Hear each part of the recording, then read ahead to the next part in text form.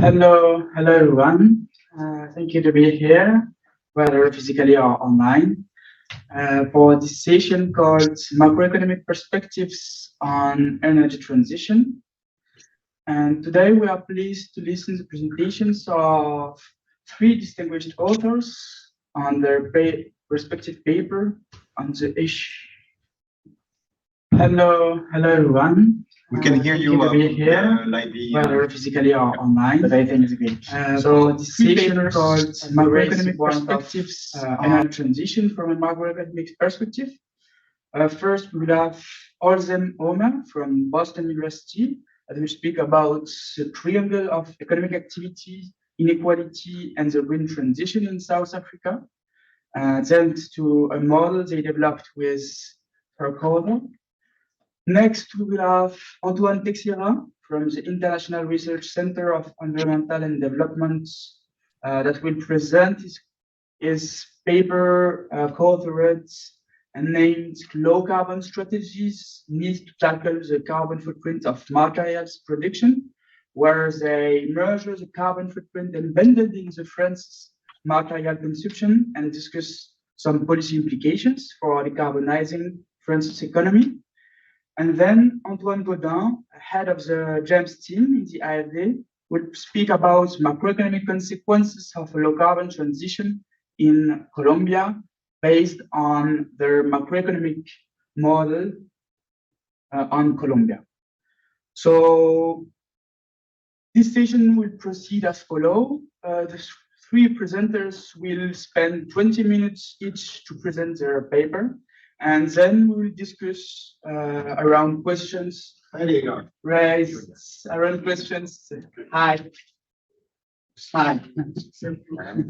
Okay. Yes.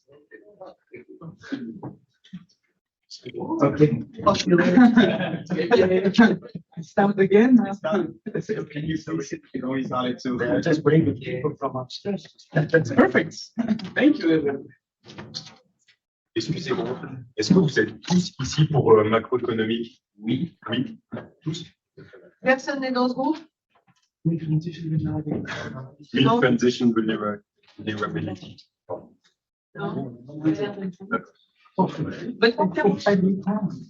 Sorry for this. Okay, I start again.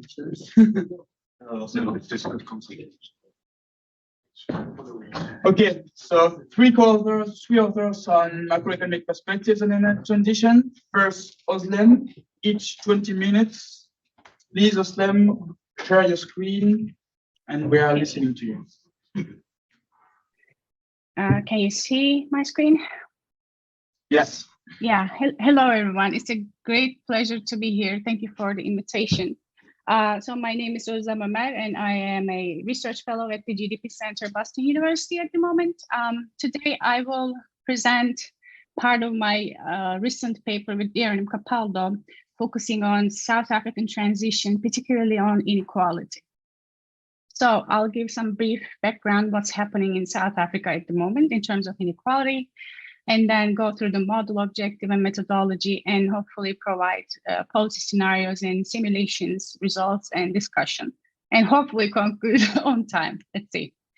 So we all know that South Africa is one of the most unequal countries in the world. Just briefly looking at their size distribution and monthly household income per income group, we see that bottom 60% of household has been making around 6,000 rand per month, while top 10%, mostly white households, are making almost 10 times more per month.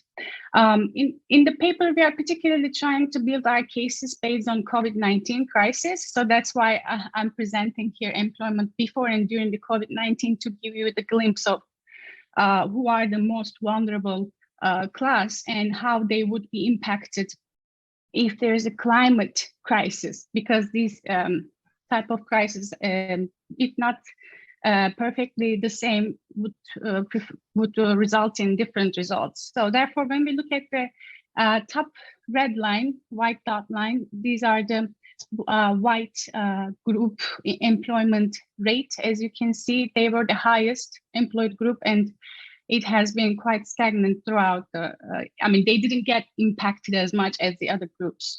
While at the bottom, you see Black Africans and the women, which they hold the lowest share in employment and has been declining before and after or throughout the pandemic. So keeping this in mind, when we model, especially macro model, the green transformation and green climate change impacts in the economies, we have to introduce these distributional dynamics. So in this extension of the paper, we are basically focusing on introducing distributional dynamics of growth and climate modeling, and explaining the impacts of climate-related policies and climate change itself on the macroeconomic variables and distributional impacts, and hopefully provide some policy suggestions.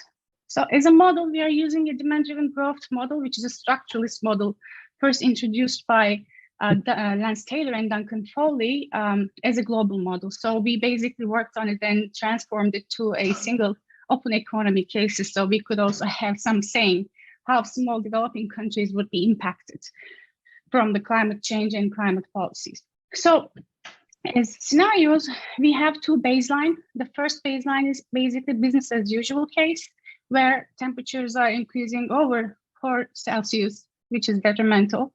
And the other one is the mitigation pathway scenarios, where the rest of the world, and in some policy cases, also South Africa also mitigates so that overall we reach to 2 Celsius. This is the assumption based on these pathways. So using the mitigation pathway, we also introduced 3 different policy suggestions or policy scenarios. First one is expansionary case, where the government spend around 2.5% mitigation adaptation per year. And we say to be more friendly in terms of investment, we reduced interest rate, real interest rate, which caused the depreciation of real exchange rate. In this particular scenario, we use taxes only to the top 10% of the. I have to go back. I didn't see. Yeah. So the model basically is a profit-led, profit squeeze case as a structuralist model. So economic activity is basically determined by the income distribution, labor productivity, capital accumulation, and in this particular case, greenhouse gas accumulation. Profit squeeze is introduced to the model through 2 channels. First one is, as we know, Goodwin-like labor market tightening scenario. If the labor market tightens, the profits would squeeze. And the other one is through the climate damage and decline in profitability and profits introduced in the model. We could track all the components of GDP, and we were able to introduce 2 different classes, workers versus capitalists, but we were also able to map it onto size distribution. So we can actually talk about top 10% versus bottom 90% of the household. In the long run, the model is determined by capital stock per capita growth and labor productivity growth, which are endogenous to the system. And since South Africa case is a single country case and doesn't have too much impact on the emission itself, we take a greenhouse gas concentration growth as a exogenous variable so that we can actually prepare baseline scenarios. In this version of the model, we can also track the debt based on income saving gaps of overall economy with relation to the total capital stock. So we let that to change based on these variables. And in addition to that, even though we cannot model emissions endogenously, using the theory and the data from the literature, we say that we know that labor productivity can be written or represented as the growth of energy productivity and growth of energy intensity. And when we look at data, countries like South Africa, labor productivity is mostly driven by energy use per labor growth, which is energy intensity. So we basically set energy intensity to be proportional to labor productivity growth. This way, changing the V parameter. For example, if the V is 1, it means that there is 1-to-1 relationship between labor productivity and labor intensity, while the energy productivity stay constant. And for the mitigation scenario, we just reverse the scenario cases just to have an idea what would happen based on these different scenarios of emissions. Since we have two different classes and we can track their spendings and incomes, we could also this way create a Palma ratio type of emission ratio for each worker's consumption to see how it also changed and impacted in reality. As I mentioned, using these different pathways, expansionary case is basically labor friendly in a sense that taxes are progressive and investment friendly, so that we could actually grow at the same time while mitigating. So the idea is that in the stricter policies, we still mitigate. South Africa still mitigates, but it's much less than the previous case. And in this case, we do the opposite, like because of the fear of inflation, let's say we use more austere, stricter policies, real exchange rate appreciates, real interest rate increases, etc. And in this case, we are also using regressive, in a way, taxes by taxing both classes at the same rate. We know that since South Africa is basically a coal-dependent country, we know that in either case, exports would be, no matter what, would be impacted. So we introduced an initial decline by 15% for these two policy scenarios. In the free riding case, we said, okay, South Africa assumed to be doing nothing in terms of mitigation. There is no change in real interest rate exchange rate, but there's definitely going to be a larger decline in the exports. These are, of course, not the great and perfect policies, maybe simplistic one, but we just wanted to see what would happen in extreme cases. So red line here represents the business as usual. Well, the temperature increases well above what is needed to save us. So first few decades, as you can see, economic activity, even though slowly, still increases, but this also overall globally would also increase the emissions and also carbon stock. As a result, when the economic activity increases, labor productivity slightly increases and cuts into the employment population ratio, which creates the profit share to slightly increase. So economic activity also increases. But when the climate change hits around 2060, we see a reversal in every matter. So since we have external side of the story in this paper, we can talk about what's happening in current account, government net borrowing, and private net borrowing. As you can see, current account first widens because there's still some economic activity going, and also the imports would be increasing. And at the same time, we have an impact from the emission increases or temperature increases on exports particularly. So we see this huge increase in current account. When the economy slows down, it starts coming back up. In terms of government net borrowing, since the growth, even though the economy is slightly growing, there is still not enough tax revenues. So when it is added to interest payment on the external debt, we see this huge increase in government net borrowing. And in this case, since the economy is in a stagnant case, let's say we see private sectors to be slightly in the lender side. So overall, the total debt, given the situation and stagnation in the long term, reaches to unsustainable debt levels way before 2100 for this business as usual case. On the opposite side, blue line represents this expansionary policies under the mitigation path scenario. As we see, it produced the highest economic activity in the economy. So we see a huge increase in labor productivity, which is in line with increasing capacity utilization and employment. With the help of progressive taxation, we see a huge decline in the profit share, showing that economy inequality has been actually declining for this case. With the progressive taxation, when we look at the government borrowing and spending, fiscal spending, even though it is increasing, since the economy is still growing, tax revenue seems to be keeping the government borrowing in line with, in a stable and sustainable level, let's say, while the private sector becomes the net borrower because of the increasing activity supported by expansionary policies and expansionary interest rate policies, let's say. So overall, we have total debt to GDP ratios around stabilizing around 100%, but given the future of the economic activity and potential, we can say that it could still be sustainable if there is not other shocks to the system, let's say. On the other hand, stricter policies, since the austerity policies basically overcome the mitigation impact, the opposite is happening. Capacity utilization is declining, and economic activity is quite stable at a low level. There is no employment as compared to other cases. So creating profit share to increase. So we are observing an increase in income inequality, even though we end up having a lower debt to GDP ratio, which shows us a huge trade-off between all these policy results. As you already know, Palma ratio is basically top 10% average disposable income of top 10%, mean top 10% divided by average disposable income of bottom 90%. As you can see, unfortunately, inequality has been increasing. So the green line represents the free riding. Of course, it also has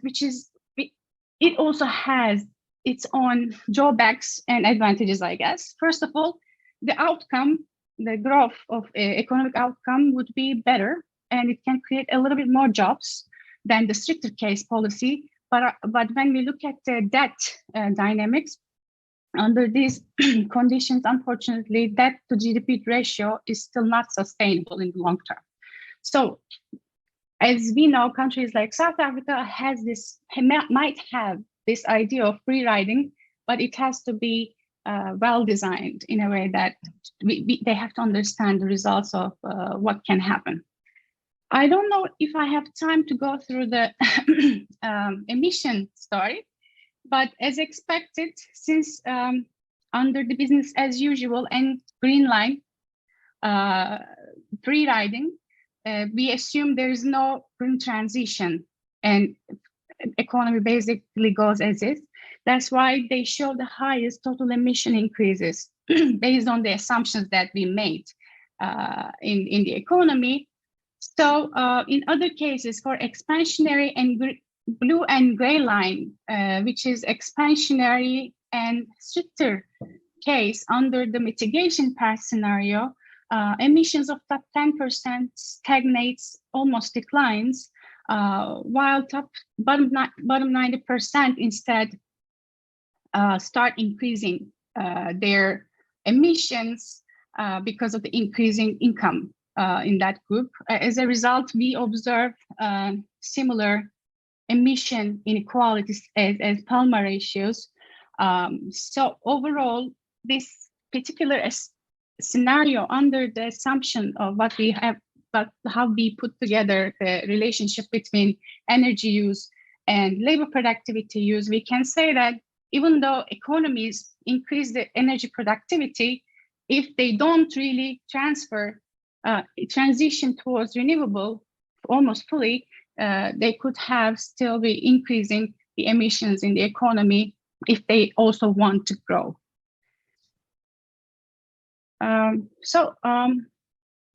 Overall, my conclusions are basically inaction, business as usual case is catastrophic everywhere. So in developing countries, increased efficiency, as I said, is not enough to reach net zero emissions. Different policies have different trade-offs, of course, and it is not easy to target the best one for sure. But if the expansionary policies seem to lead to faster growth, productivity, and higher investment, higher employment, lower inequality, and sustainable external debt in the long term, if it is done in a well-managed way, let's put it that way. Maybe it's too optimistic, but on theory, there are certain ways it could be done. If they are not well managed, the outcomes, of course, could be catastrophic, especially there is other shocks to the system, like from the external markets or of course, the exchange rate side. Stricter policies, again, slower output, worse outcomes in terms of economic activity, and much higher inequality but also provides a lower and sustainable public external debt. This is the dilemma we are always facing when it comes to policy making. Free riding case, they are going to result in the largest emissions, which is the highest disadvantage, high debt to GDP ratio, which is not going to be sustainable, and of course, inferior to the expansionary policies by every measure, higher output and employment than the stricter policy case. But again, there are trade-offs, which is harder to decide in the long term. So we need well government-led mitigation adaptation spendings, which can induce private investment to lead the green transformation. And this could only be done by well-managed policies. Climate change will most severely affect sectors which employ the most vulnerable households. So support to increase the labor's bargaining power through the strong work and social contracts, higher minimum wages, progressive taxation, social grants, and government transfer has to be in line with other policies. And unemployment protection programs should be combined with public and private training and reskilling policies, especially countries like South Africa. We know that when they move away from coal, if they move away coal, there's going to be a huge deal of problem about the employment in those sectors. We have to be ready for that. And besides all that, this is green transformation is a global action. It necessitates regional and international cooperation. Therefore, stronger and more willing regional and international institutions to reduce fiscal and financial vulnerabilities, especially in the developing world, already discussed all over. Free trade agreements must assure green technology transfer to face through this problems easier than later. And global action to reduce inequality, global inequality would also play an important role. So those are my 2 cents in terms of modeling and green transition. Thank you very much, Ozlem. Thank you. Thank you very much. So we'll come back to you for questions. Let's end the session. And now, can you please Stop sharing. Stop sharing your screen. Yeah.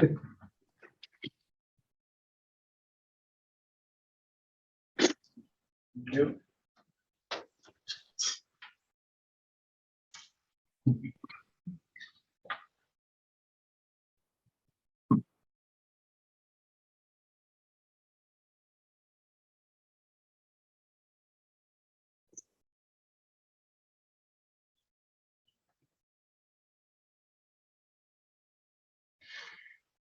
Okay. So yeah, now we are listening Antoine Godin from the GEN team in the AFD that will present some results on some thoughts on the energy transition in Colombia. Thank you, Paul, and it's actually great to talk after Ozlem because the question will be addressing are similar in a way. So the work I'll be presenting here is a joint presentation, is a joint work with different researchers from UNAL, Universidad Nacional in Bogotá, DNP, the department, the National Planning Department in Bogotá as well, and then some colleagues from Aalborg in Greece. I mean, Colombia is in a difficult situation. It could not update its NDC at the current COP in Egypt earlier this year because they announced last year a 50% reduction in CO2 emissions with respect to business as usual, but they have had difficulties of presenting a sectorial planification or sectorial reduction in emissions. So I'll be presenting the COP of the NDC of 2020 of COP21, and then we'll see in the presentation also why is it so complicated to actually have an updated NDC. Okay, so the COP, the NDC of Colombia was a reduction of 20% across the board with 10 different targets. They wanted, as I said here, wanted to increase the reduction to 51% in the new NDC, the 2020, And so politically, there's a strong desire to raise the ambition. I think the new President Petro is also very much committed to that. But as we will see, and as Ozlem was already presenting, it's actually quite difficult to change the structure of the economy, especially when you are heavily dependent on coal.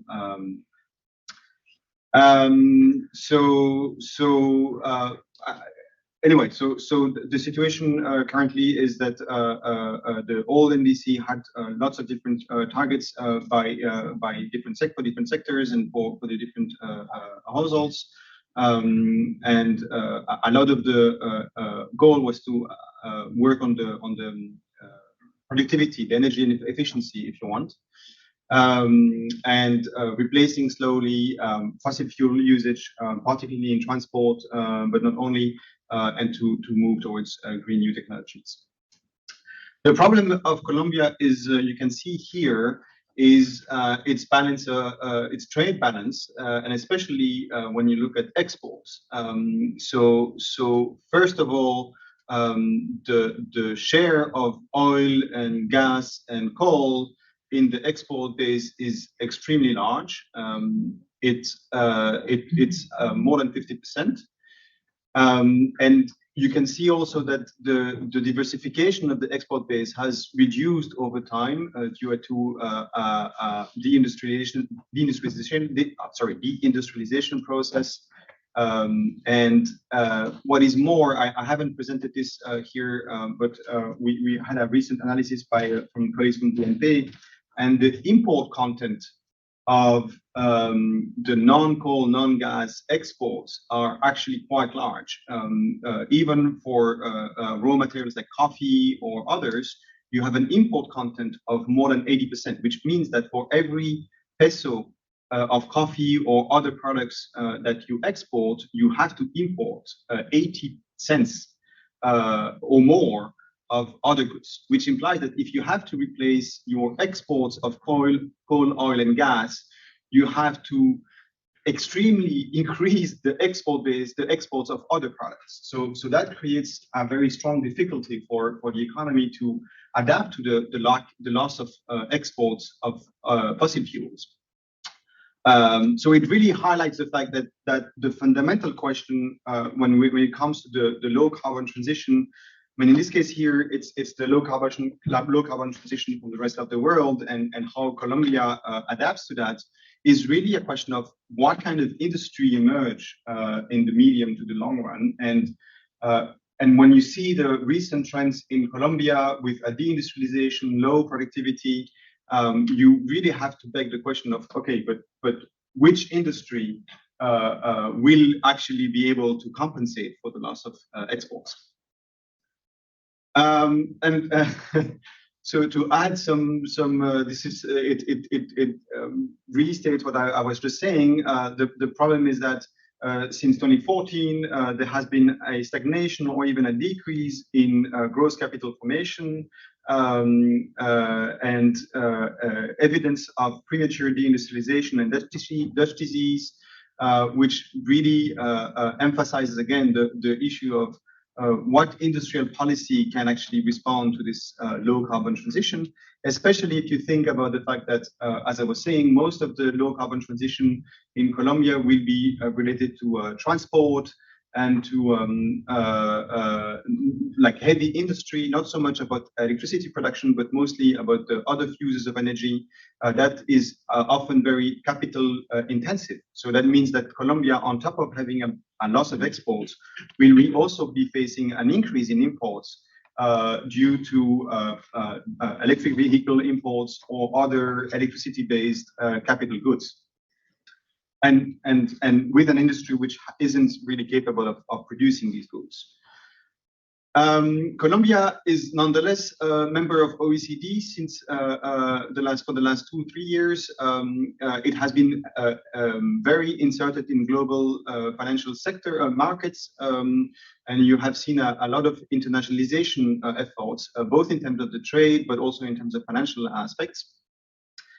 Which has led over the years to a worsening of the current account even though they are net exporters of fossil fuels, right? So you really have a situation which is deteriorating over time with a negative trade balance and negative current account.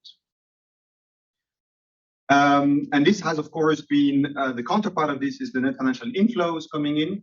Of course, we have seen in 2020 a massive decrease in financial flows. This is coming from COVID. We have seen this in all emerging and developing economies. But Colombia is peculiar in that aspect because in 2020 they lost their investment grade from all of the main agencies, which has led to a strong depreciation of the peso in 2020 and 2021. And so again, this worsens the situation because imports of capital goods are becoming more important. So you have a double complication. One, the trade balance is worsening. Two, the financial account is also tightening, which leads to further depreciation of the peso. So you can see that I mean, and this I think is something that we can say about many developing and emerging economies. I think it reflects somewhat also what happened in South Africa, but we could say the same for Turkey. We could say the same for many developing economies. So the question we're trying to address in the GEM project in general is, okay, what are the different policies that can try to compensate or at least to make this transition not too adverse for these emerging economies. And you can see that there's a very beautiful subtitle here. So the GEM approach is to work on continuous time stock flow consistent models, where we try to understand the accounting equilibrium of this equilibrium. And this is fundamental, because as you can see, as highlighted here, you have tensions on the balance of payment, trade balance, current account, financial account. It's also true, actually, if you look at domestic markets, if you want to have a large emphasis on industrialization, which sector, how are you going to be financing this? So the financial sector will be on tension. Is there any impacts either through social spending on the fiscal side? Is there any impacts in terms of expenditure or tax revenues? Colombia, a large share of their income is coming through royalties, which are coming from exports of coal, and these exports of coal actually, these royalties actually financing public investment. So you can see that there are different ways in which tension will emerge or disequilibrium on the different main balances will emerge. And so the GEM approach was we have to understand how these disequilibrium pan out and lead to equilibrating forces. And we took the a priori position of saying, well, we can't say whether it's going to be only prices, only quantity. We want to have both of them happening at the same time with different speeds. So I don't know if I'll show you in a moment about this, the exact equation doing this.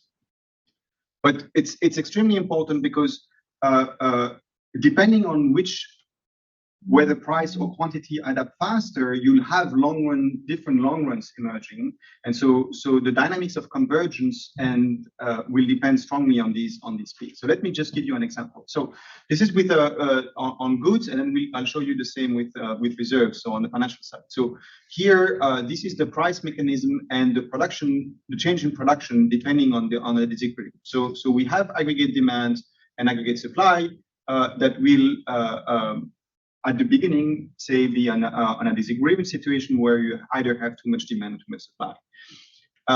What happens is that, of course, if you have too much demand, then price will increase. Now, this beta P here can be interpreted as the speed of convergence, and we can show that if beta P goes to infinity, then fundamentally price will be the equilibrating factor, and so you will always have equilibrium through prices. Now, on the same time, production is based on expected demand, and we have here an adaptation process where expected demand follows what aggregate demand comes. And again, we have an equation here that if beta Y goes to infinity, then now we have a pure quantity adjustment mechanism, and quantity will be such that aggregate demand is equal to production is equal to aggregate demand. Okay, so you have two mechanisms, and the fundamental question is the difference between beta P, the speed of the change of prices, or beta Y, the changes in production. Then you can do the same, and then of course what you have is you will have an equilibrium because you can't have, you have an accounting equilibrium, and so the equilibrium is guaranteed through inventories accumulation. So any excess of supply will lead to inventory accumulation. Any excess demand will lead to inventory disaccumulation, and the inventory accumulation will then change price dynamics through the markup. So then, when you have too many inventories with respect to sales, market will decrease because you want to have more competition on the market, and the other way around. So these are the two adjusting mechanisms I was mentioning. Price will change depending on inventory accumulation. Production will change depending on inventory accumulation. And you can do the same for financial markets. And so this is why also GEMMES is giving a predominance to the existence of the financial market and the feedback loop between the financial dynamics and to the real dynamics and vice versa. So here again, we have the demand and supply coming for foreign currency. So imports, current account, and reserves entering the economy. And then in the supply of FX, you have exports, portfolio inflows, cross-border lending, and then the intervention by the central bank that can actually try to mitigate. And so the exchange rate dynamics will depend on the excess demand of FX compared to supply. And again, here you beta En. If beta En goes to infinity, this will ensure that the demand is always equal to the supply. But of course, this is the pricing mechanism. In the end, you still have an equilibrating factor through quantities, and that's how much reserves actually are in the entering the economy, and that's just the typical reserves being equal to the current account minus the financial account. This is the model. It's a previous version, and I have to apologize. The results I will be presenting here are an older version of the model. We have discovered recently a bug in the code, and so we can't present the updated version. I'm not expecting you to go into all of the details of this model. Fundamentally, what the model does is it works on the national accounts. So we have all of the relevant national accounts, both in terms of the production, in terms of the different component demand. What is important, though, is you can see that there's a lot of detail on the financial side, especially on the income distribution aspects of finance, so interest payments and dividend payments. And then you don't see it here, but it's here also on the financial flow. So we did take a lot of care to detail the different aspects of the income account part of the balance of payment and on the financial accounts of the balance of payment to highlight the fact that on top of trade balance dynamics, you want to have the impacts of these financial flows coming in and out of the economy, because these have been driving most of the exchange rate dynamics we observed in the recent years. And so it is fundamental to us to have financial aspects feeding back into the exchange rate and feeding to the trade balance, and so on and so forth. So to us, it's crucial to be able to see how adverse dynamics or positive dynamics coming from the rest of the world will have a tremendous impact, as much as how much financing enters the economy. So these global financial cycles are extremely important to understand the low carbon transition as well. And unfortunately, the current dynamics are showing more difficulties than actually a positive outcome from the financial flows. Now, so the model has been an adaptation from the paper I wrote with Développement a few years ago. So we adapted it for Colombia. So we included FDI and that go to NFC, so non-financial corporation and banks, and we can distinguish between greenfield and non. We added a strong part of commodity exports. So the typical Armington process between how much export can you do is mitigated by the fact that there's, fundamentally in the case of oil and gas, there is no arbitrage there. There is always demand for oil and gas for the moment. We changed a bit the tax structure. We changed a bit the expenditure to incorporate in public investment depending on royalties, for example. We added some behavioral equation and the public bond market, and we added household loans and especially consumption credit, which is very important in Colombia. And so the baseline is a quasi-steady state based on the work we have been doing earlier. And we did 4 preliminary scenarios. So the NDC spurs investment and increase import propensity. This is reflecting the fact that most of the capital goods that are going to be needed for the electrification of the economy are imported. And we take the first scenario where it's financed by the private sector. Then we have the same, but now we have a 50-50 public-private financing. And then we have one with purely financed sector, and then we have the same as the purely financed publicly financed sector scenario, but with green bonds, which reduce the average cost of public bonds. And again, the beautiful subtitle is here. I should have been more careful with my slides. Yeah, I won't go to the simulation. That's that, and the calibration. We're using the CMA algorithm to simulate the time. Okay, let's go quickly to the chart. It's 3 minutes. Okay.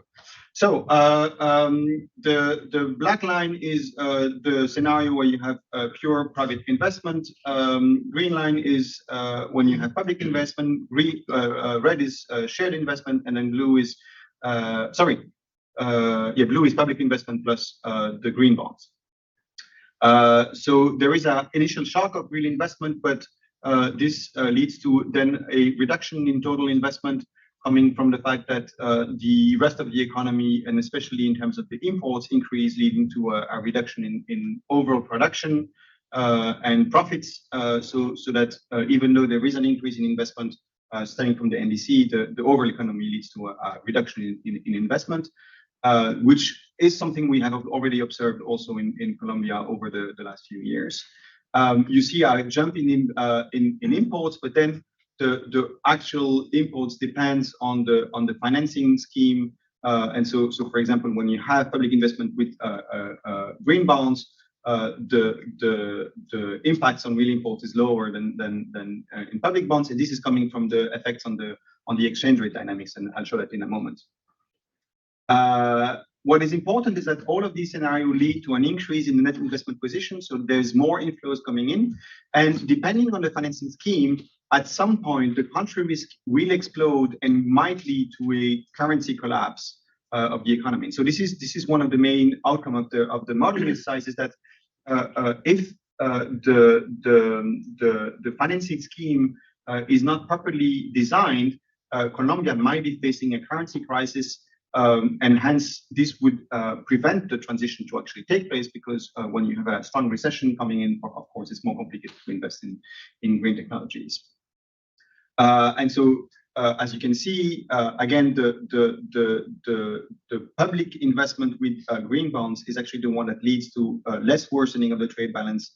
And on the current account, at least in the short run, of course, then you might discuss in the long run, we haven't implemented any productivity dynamics coming from the investment in green technology. So I mean, even though the model is really about the long run, I think we should concentrate on the short run, because of course, other things will start kicking in and so on and so forth. So yeah, it's important to mostly concentrate on the medium and short run.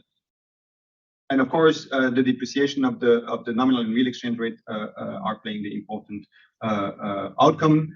Inflation is kicking in, and the surprising outcome is that without any productivity dynamics, and of course this is a big if, the real growth actually, even though after the initial spur, the real growth declines and reverts only in the medium to long run. So again, what Ozlem was saying earlier on the importance of the green transition leading to an industrial recomposition and effects on productivity is crucial. The question is how, and that's still a big open question, unfortunately.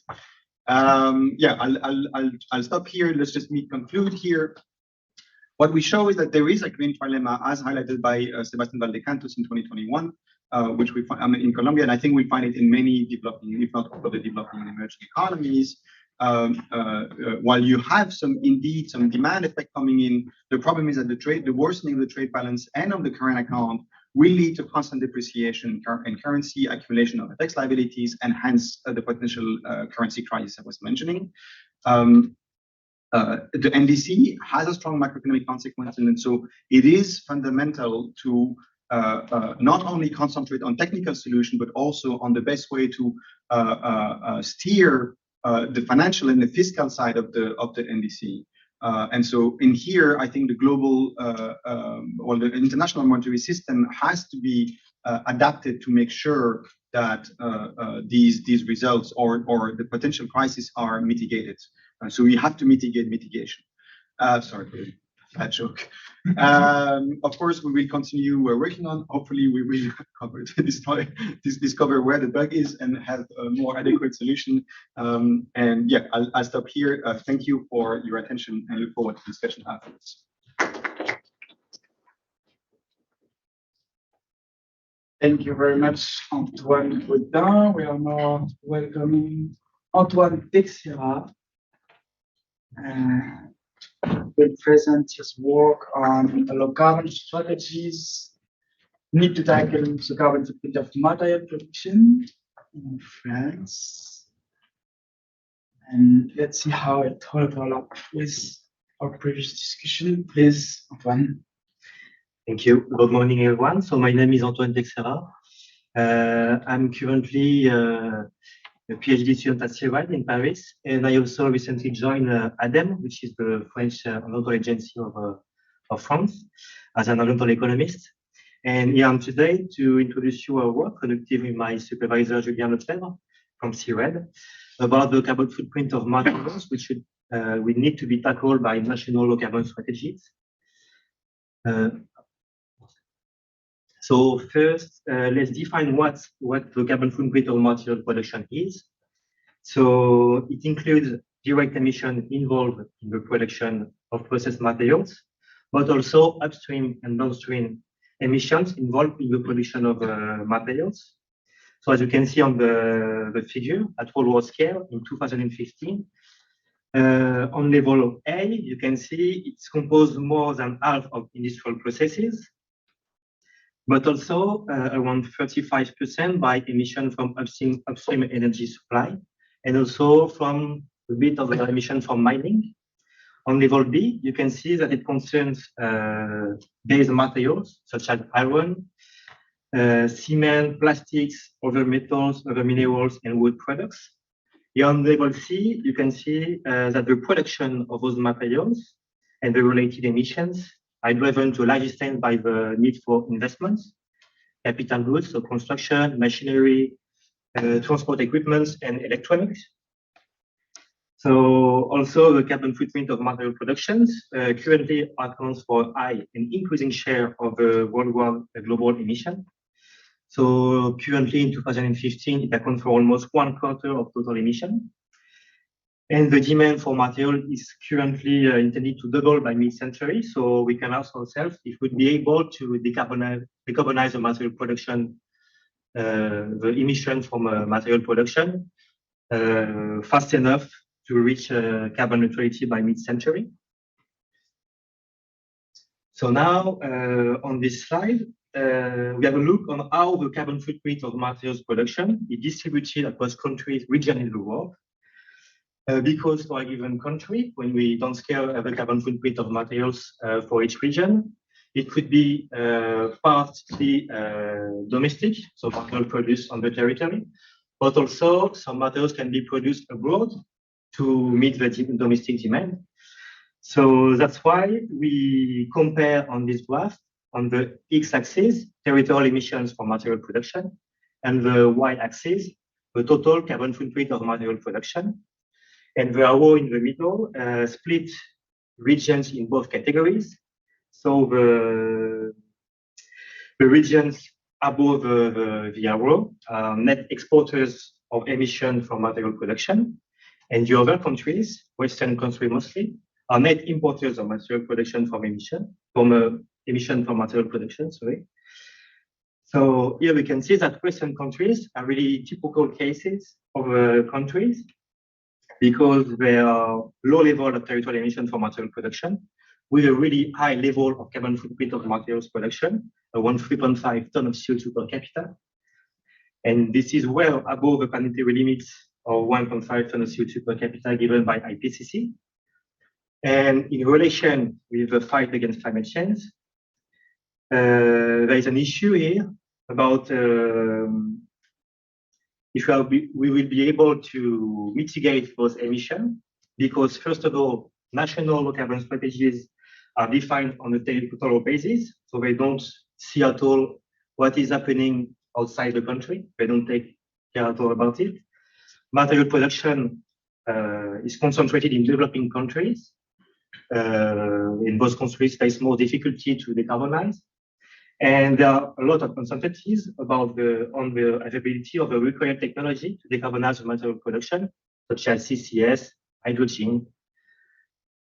So to understand better the carbon footprint of material production at national scale, we developed a novel modeling framework we named MACMAT. This is actually an input-output framework to study at national scale the carbon footprint of materials and to have some kind of detailed mapping of emission across supply chain and trade in the present situation, but also in prospective analysis. And the idea with this mapping is to identify and analyze key policy intervention that could be that could reduce the carbon footprint of material on national scale. And in our article, we applied our framework to the latest net zero emission strategy of France, released in 2020. We assume for the rest of the world steps scenario from International Energy Agency, which is basically NDC, just to see what will be the impact of national strategies. Here, a quick overview of the modeling structure of our model. So it has been developed concatenating and extending existing approaches from academic literature. So first of all, it's a binational hybrid input-output framework. It is calibrated on Exire-based and additional national statistics from Eurostat and ADEME. And the high level of detail it contains on energy, materials, and GHG emission fluxes, plus the inclusion of a material capital flow matrix, enable to catch precisely the link between GHG emission, materials, and investments. We use hypothetical extraction methods to isolate properly the contribution of material production to total GHG emission of France. And the model offers a parameterization interface to build prospective scenarios, integrating bottom-up analysis about energy and material systems, but also macroeconomic analysis. The idea of this framework is a modular approach. It can be replicable to other countries and France. So these first few results. So here we compare the variation of the emission in France. On the left, territorial emissions. On the right, the carbon footprint. And we decompose variation between current policies enacted in 2015 and additional policy that will help to reach carbon neutrality by 2050. Each bar distinguishes the contribution of each material to GHG emission. In rainbow colors is the contribution of materials, and light blue is the rest of the economy. And first, comparing territorial emission with carbon footprint in 2015, we confirm that the carbon footprint of material production is currently at an unsustainable high level in France. So we found that the carbon footprint of material production is around 3.4 tons of CO2 per capita in 2015, compare 0.8 tons of CO2 per capita for territorial emissions. And these figures are currently remaining stable by 2050. So national strategy should be, the carbon footprint of materials should be a major focus of climate sustainable policy, but actually it's not. And additional policy are needed to tackle the carbon footprint of material production. So on the next slide, we present some kind of mapping of the carbon footprint of France for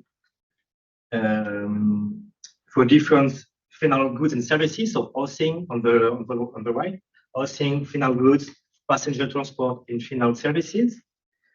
And for each good and services, the assessment of the carbon footprint allow to do some kind of life cycle assessment, where we include emission from energy use, but also emission from capital production. So it's more like the green part. So for instance, for passenger transport, we have emission for the actual use of the car, the emission from fuel combustion, but also the emission for the production of cars, roads, and so on.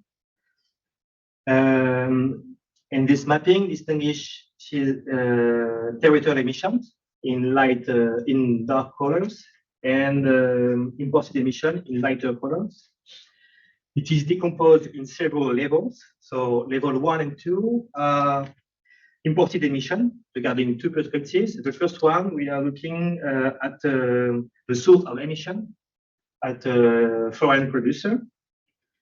Level 2, we're looking at in which kind of goods we import emissions are embodied. Level 3, we can see territorial emissions. Level 4 is the carbon footprint by final goods and services. And the difference between level 4 and 5 is we are putting together the emission from capital production and the capital use, actually. So for this mapping, we notice that imported emissions originate mainly from energy supply in yellow and industrial processes in blue. Imported emissions are dominated by imports of manufacturing goods, mainly durable goods, so investments. When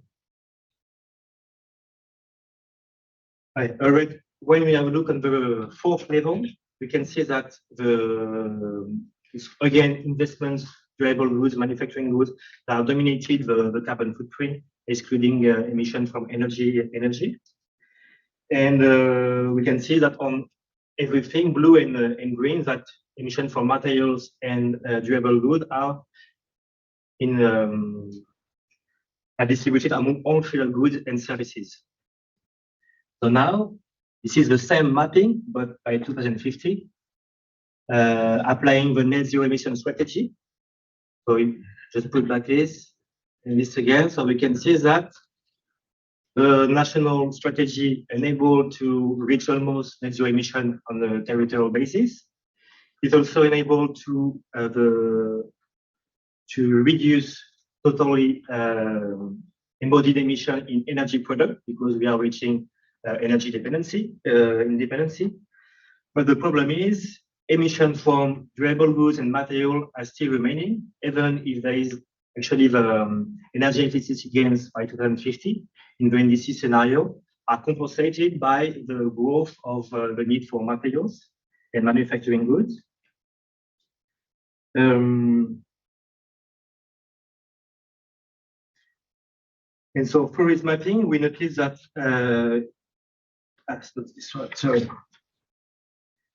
And so from this mapping, we can recommend some policy intervention to reduce actually the carbon footprint of France. So first of all, from a producer perspective, GHG emission originate from former energy supply industrial processing. So we could encourage worldwide collaboration in cooperation to help foreign countries to reduce their material production, emission from their material production.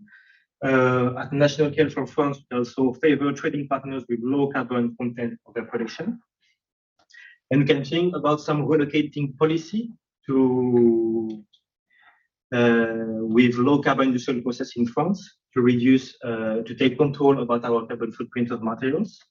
And from a demand side, we can recommend to encourage low energy and low material demand to reduce the need for investments. Trying to answer for the same final services and goods. So some kind of more efficient, sober, circular economy. And to conclude, So the key messages of our presentations that the carbon footprint of material in force should be a major focus of climate policies. On a territorial basis, it doesn't seem to be a major issue. Only 0.8 ton of CO2 per capita. It could be compensated with natural carbon capture.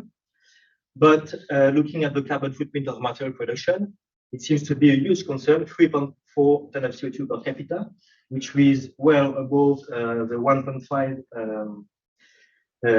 planetary limit recommendation by the IPCC. And as we can see, it's concentrated in all final goods and services. So we always say that, it's okay, we have a tertiary economy, we don't, but actually, when we have a look on the diagram before, we can see that even in services, there is a lot of emissions from materials. So when we have a look on the current net zero emission strategy of France, we see that the blind spot of the latest net zero emission strategy, it doesn't about the carbon footprint of material production because we still import a lot of manufacturing goods from foreign countries. So we recommend some key policy intervention. We listed there. So other policy supporting import of clean industrial production, fostering low energy and low material demand policies, and relocating low carbon industry through low carbon and circular economy industry. And the next step of our work is to actually test this kind of policies in our modeling framework and to quantify their relative efficiency to reduce the carbon footprint of materials. And at the same time, our study focused only on a single dimension of sustainability, emissions, and the ratio of different mitigation options should be put in line with other environmental and socio-economic indicators to be truly sustainable. So thank you very much.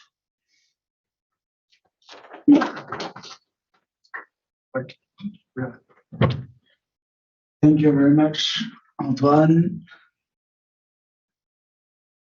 It's okay.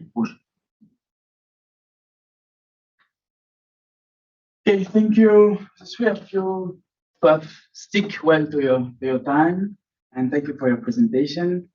A lot of thoughts on the different constraints from social, macro, financial nexus. That's the energy transition race. It was quite not fun, but the last presentation presented something around the decrease in imports implied by the transition in France, while the previous one from the other Antoine point out that the transition implied an increase in imports in a country that's rely on, whereas the BOP, the balance of constraints, is even more important. So we can see really different situations between different countries, and especially between North-South countries, and especially when we look at resource-based South countries. So I think I will be happy to discuss a few questions. I have some, but yeah, please, Eric. Yes. I have a question for each presenter. Thank you very much. Very interesting. For Antoine Texeira, I was wondering if you were looking at all at the technologies, for example, low carbon steel, where you swap out carbon as a reducing agent with hydrogen. So they're doing this in Sweden, and there's a project called Lead It, where they're doing this, and also some low carbon cement, and that would shift those coefficients. For Antoine Godin, if I understood it correctly, when you were talking about the mixed or finance, that's between private and public, but the discussion about blended finance would include from IFIs, and so those can be, at least in some examples, concessional rates and in the domestic currency, which and so that would okay. And for Ozlem, I had a couple of questions. I really I build structuralist models myself, and I live in Boston, and I think we can chat when I get back.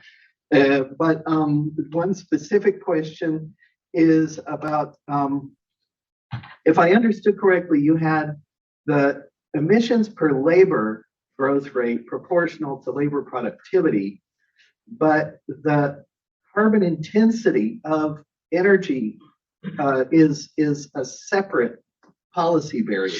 And but it kind of sticks it in there. And I was wondering if you might separate energy intensity from carbon intensity, so that you've got a further degree of freedom to play with scenarios. Thank you very much, Eric. It's already a quite heavy bunch of questions, but we take one other before going to the answers. It was very interesting. How can I ask my question? I have a question for the three presentations. My question is, you talk about national case studies, but actually there is a lot of internationalization in your presentations. So my question is, how is it possible to, at the same time, to develop low carbon industrialization with circular economy, for example, as you say in France, and developing low-income countries who export capital and so on? So I know it's a very big question, but it's a very important question, because if each country tries to lower its carbon emissions, of course, it has consequences on low-income countries. So what do you think about this very general question? I don't have the answer. Not sure it exists, right? Who want to start? Maybe Ozlem, please. Sure. Hi, 1 second. Oh, can you hear me? It's you. Yeah. Okay. Thank you so much. It's actually a great question. I have been thinking about it. Since this just came from the data and information we had, and given that it's the startup phase, still fossil fuel dependent, energy use means fossil fuel. But if we consider the renewables are increasing and taking over, I think then it has to do with V parameter, which is one-to-one relationship between carbon intensive increase versus including renewable. It should be turning negative.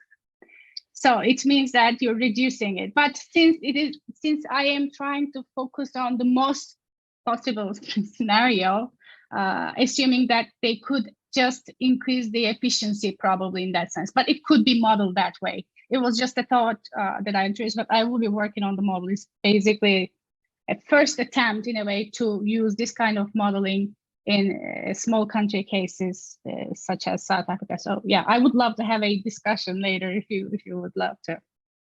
Thank you. Thank you, Ozlem. Yes, so to answer about the low carbon technology of materials. So in my study, I didn't. So it's basically it's about like an NDC scenario and for France and Western Europe. And I applied the net zero emission strategy in France. Basically, use a lot of recycling, let's say. So I didn't apply this kind of technology, just to see with the current policies what will happen. And at the meantime, as we can see, the production of materials to answer France needs is mostly abroad in developing countries. There is a lot of uncertainties about those technologies because they need a lot of investments and the right moment. Yes, and I think it's important to see a bit how to understand the big picture about the carbon footprint of materials in France and abroad to apply the right policy. A bit to answer your question, I think it's not just decrease imports and relocate everything. I think it's just a kind of policy we can do in parallel to the policy to help reduce the burden for other countries who produce our goods. But at the meantime, we need to apply, I think, some broader collaboration to help other countries to decarbonize their material production. Okay, thanks. Very interesting questions. So on the financial side, yes, I mean, we haven't gone into very details, but blended finance might be interesting. I think in Colombia, one of the key issues is reducing the spread between the lending rate and the policy rate. Currently, there's a 12% spread, not 20 basis points, 12%. And so, of course, in Colombia, that reduces the capacity of the economy to generate innovation, enhance productivity gains, and so on and so forth. So I mean, that's one of the first thing I would, if I was financial ministry, this is one of the first thing I would do is reduce the spread. But then it all begs the question of the industrial policy and the connection between the financial side and the industrial policy, because right now what we see that the financial side is getting more and more towards consumer lending and not productive lending, and hence this begs the question of I mean, what is it doing? It's just consuming, and most of the consumption is important, then it's not very sustainable. But yeah, so we would like to also test other concessional lending or something like that. That would be very interesting to see. On your question, I mean, to me, there's two issues. First, I think it's crucial to recognize the different roles that industry play in every country and how they are interconnected. This is one of the work that we're doing with my colleagues in this team, where we actually show that industry play different roles in each country, and their contribution to the economic or social or environmental stability is very different in the countries. And they are interconnected. So if one industry disappears in one sector, it will have repercussion in other countries. And so highlighting this already is crucial. And so far, most of the macro trade stories are really about relative price and equilibrium, but not necessarily about showing the interconnection. I mean, of course, there is, like you can look at unequal exchange, you can look at a lot of different work where you try to highlight the fact that these industrial network are global and heavily indebted, heavily interconnected, and heavily play different roles in the country. So this is important because if you want to say, let's say, I want to reduce coal in South Africa, the problem is that it plays an extremely important role in employment generation, and especially in specific regions. So that will explain why it's going to be difficult to actually reduce coal production, and hence, so you have to have this kind of highlighting the tensions to be able to address them. And this is why, I mean, I know it looks gloomy because most of the time you want to have, okay, these are the co-benefits and these are the positive feedback loop and so on. But yes, but they will be coming there. So we don't need to focus on them, and we need to focus on the tensions, because this is what is creating the difficulty of having this restructuring of the global productive sector. Because that's one thing. The second thing is, and I think it was clearly highlighted by your presentation, is we have to decentralize the consumption phase. And this is crucial. So it's not only about replacing fossil fuel energy with energy, renewable energy. It's actually reducing our material footprint. That implies stopping to consume some stuff that are useless. And it begs the question of the value of things, because if we keep on saying a phone is worth 25 years of agricultural production, then this is problematic, because you can't eat a phone and you actually need to eat other stuff.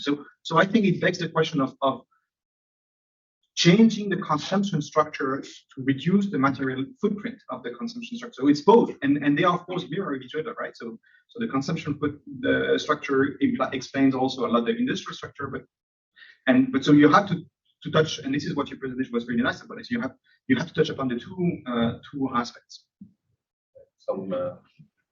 Quite agree with what you said, but I have 2 points about that. Dealing with industrial activities means dealing with an ecosystem. Because you consider an industry with a few thousands of employees, that you have a few more 10,000 people working in the ecosystem, subcontractors and so on. So it's a huge ecosystem, any industry. And we have to deal with that, obviously. And the second point I'm wondering is about the reducing the consumption, be more frugal and so on. I quite agree, but I think, first of all, we have to think about the reverse effect of that. Because when we move the unsteady equilibrium of the situation, there are always reverse effects, and they can be worse than the current situation. So how to anticipate and think about the potential reverse effects of any positive action.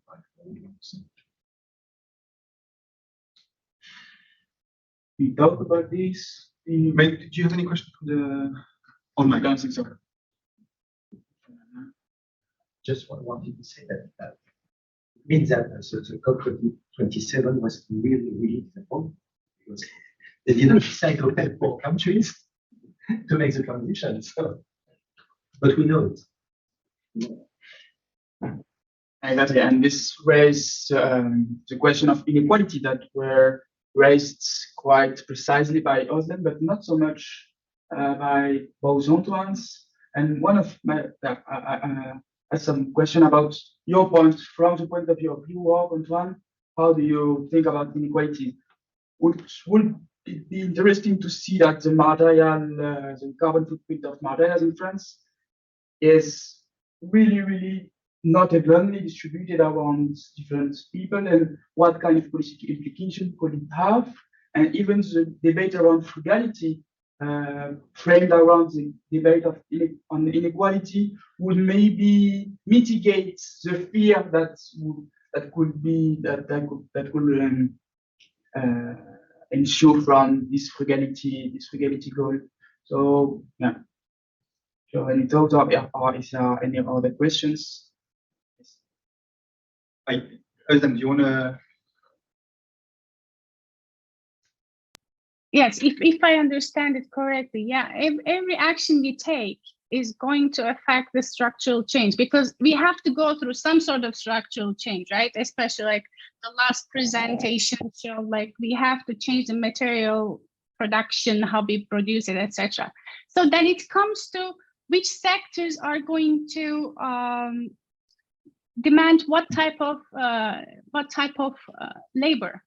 And when it comes to that point, this means that the sectors that are going to shut down, like coal and energy intensive sectors, let's say, that are going to switch, those people who are employed in those sectors are potentially the low skilled and low paid labor, and they will be probably pushed out of the sectors. And they might not find easily jobs in this newly created new industrial, green industrial and sub-industries for that matter. So what become in the end, what type of policies we have to introduce? For example, in ILO studies, I think in 2018, they started to reskill the women labor force by teaching them how to be involving in green construction sectors. They are reskilling those people so that they could be in the labor force. So these type of studies has to be in the picture. Otherwise, transforming industry, we can talk about it forever, but without institutional steps, we cannot really converge to that point that we're looking for. I think it's important, and there are other stuff when it comes to trade, as we already talked about.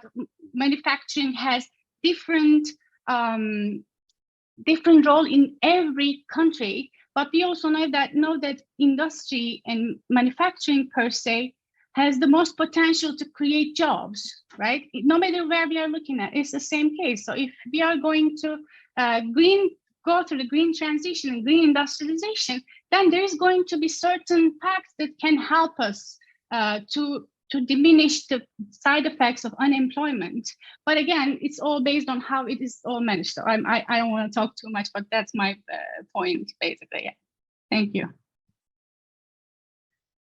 Yeah, let me try to answer your points. I mean, of course, so the industrial is an ecosystem that's granted, and this is the entire story about trying to use this multi-regional input-output tables, because you want to see the multiplier effect coming from one industry to the other, both in terms of the demand that the inputs they are using for their own production, but also on the inputs they are producing for the other. And so when one industry moves, of course, there's a complete ecosystem that moves around it, and so that's I completely agree. The difficulty though is that most of the IO analysis is based on static, and the adaptation to any perturbation is complex. So, but anyway, at least again highlighting the existing complexity is important. On the reverse effect, I completely agree. To me, the key issue, especially if you think from a northern perspective, where you want to reduce your material footprint, yes. Reducing your material footprint, as questioned by Antoine, will mostly imply a reduction in imports from other countries, and hence a reduction in production in other countries. But it's not necessarily a bad thing if the new production, the reducing production in developing economies can be rechanneled towards production for developing these economies.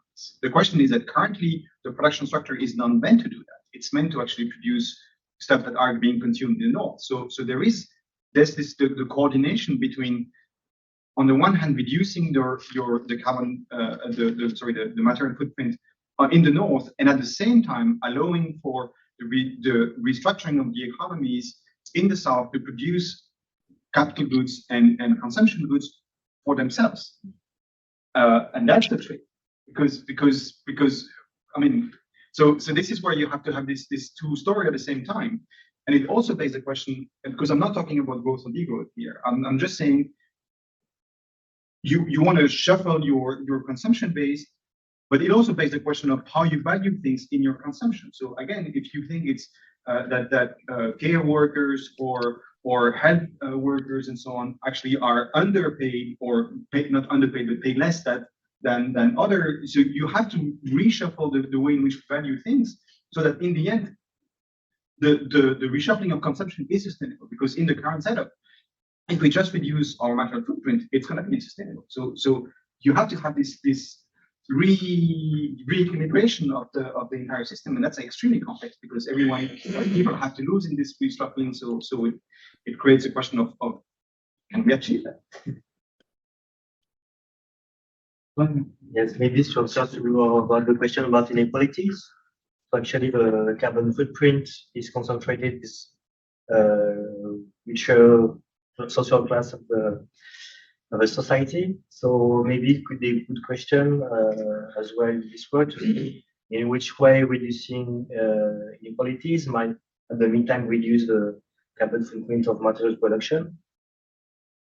And yes, as we said, in which way for different countries we value things, and which kind of goods we need in services we need to prioritize to produce and to consume, which one we need to reduce, to share as well, maybe to reduce the material content of the economy.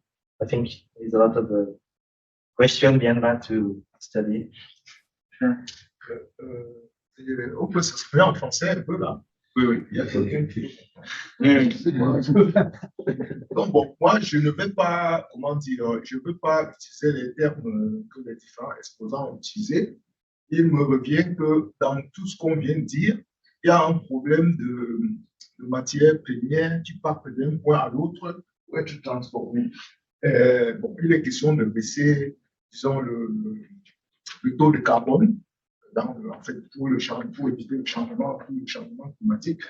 Il ressort de tout cela que si, au lieu de transporter les matières premières d'un point A à un point B avant d'aller transformer, si on pouvait transformer une partie à l'origine, ça donnerait du travail à la population locale, ça permettrait d'éviter le taux de carbone produit pour le transport, ça résoudrait pas mal de problèmes. Si je prends l'exemple, par exemple, du bois, je veux dire des produits forestiers qui partent d'un point A à un point B, on a étudié en sciences qu'on pouvait transformer le bois sur place, utiliser les déchets de bois pour produire de l'électricité, pour alimenter les foyers, ce qu'on ne peut pas utiliser en fait en passant par la biomasse humide ou la biomasse sèche, ou gazogène, biométhanisation ou autre. Et le bois qu'on ne peut vraiment pas utiliser pourrait servir bois de chauffe, c'est-à-dire pour les familles, pour chauffer, je ne sais pas moi, pour la cuisson. Donc, du coup, là, on évite, on fait du cleaning, on évite, comment je vais dire, on diminue la pollution.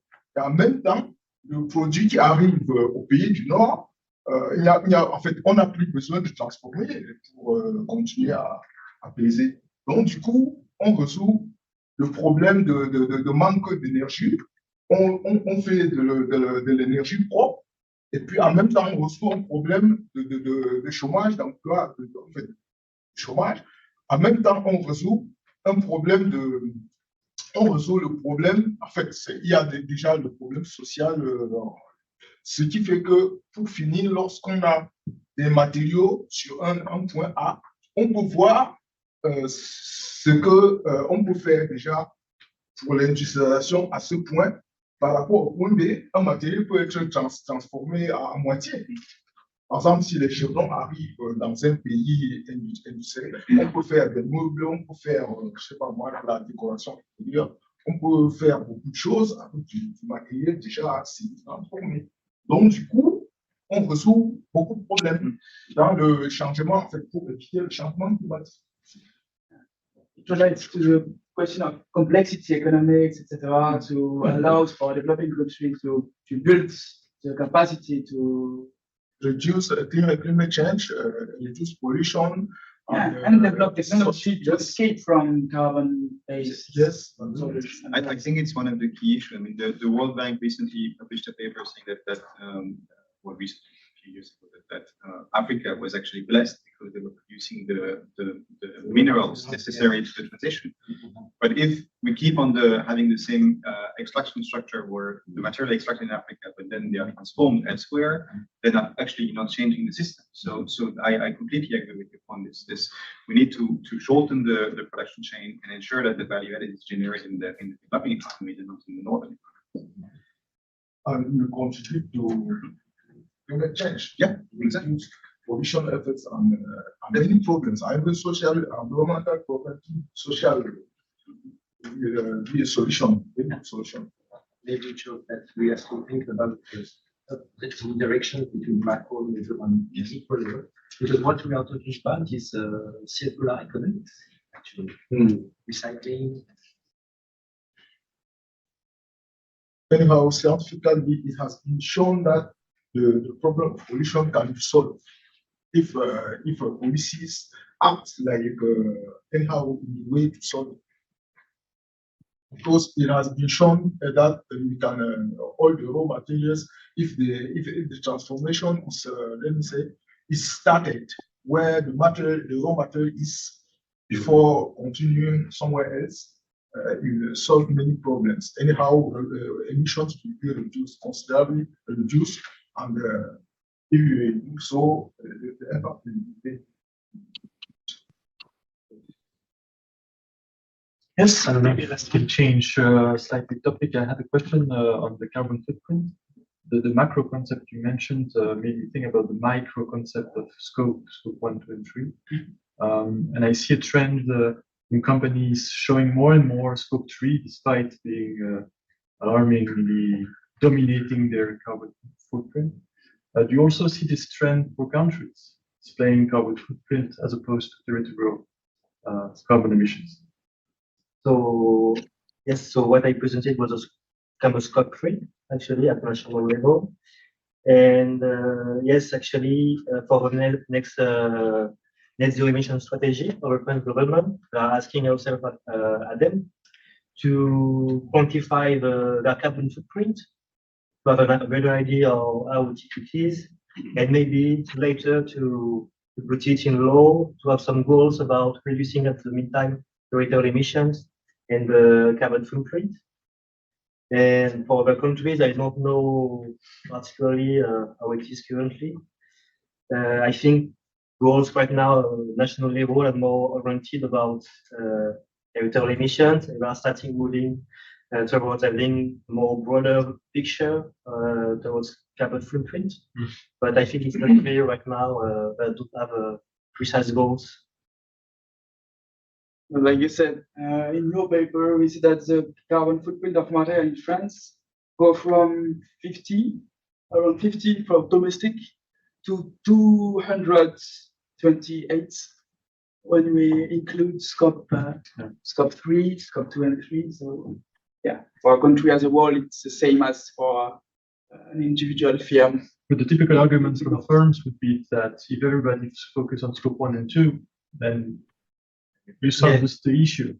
So as you said, you took the hypothesis that everybody would use NDC, but we could take the hypothesis that everybody would drop significantly the carbon intensity. Yeah, it's the critique I have all the time. Why do you put 1.5 degree scenario? Okay, there is 0. Okay, nice. But the problem is now it's okay, just by our own. How are we able to reduce our carbon footprint of materials just to see a bit, to understand better things, and then understand where it is located at the meantime, in which country we need to collaborate to reduce our carbon footprint of materials, to take control actually of it, and not to let other countries do expecting that other country will do the transition for us. Actually, Thanks. That's very nice. Thank you very much. I think we are just on time. So thank you for the presenters and for this nice discussion. Yeah. Have a good day.